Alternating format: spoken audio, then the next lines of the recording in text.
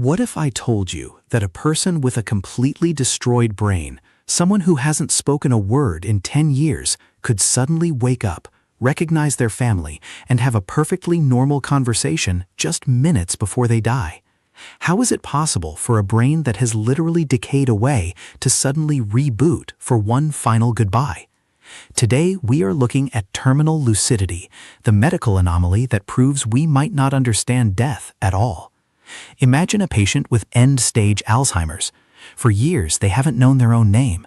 Their brain tissue is physically gone, replaced by plaques and tangled nerves.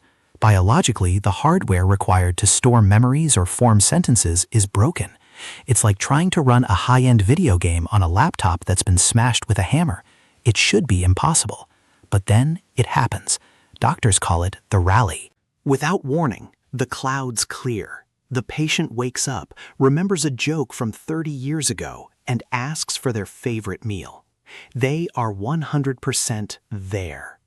This isn't just a small improvement, it's a full restoration of the soul. But here's the chilling part.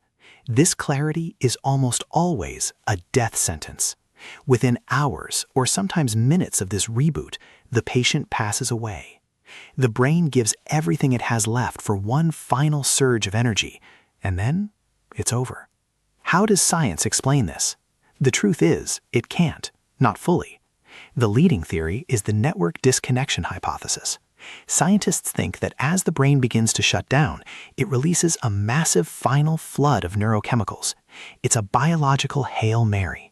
The brain ignores the damaged parts and uses its last bit of power to build temporary bridges between surviving cells. It's a quick reboot, a final electrical storm that wakes up the person inside the shell. But remember, this is just a hypothesis. Neurologically, they shouldn't have the wires left to make those bridges. Does this mean our consciousness is separate from our physical brain? Or is the human body just hardwired to say goodbye?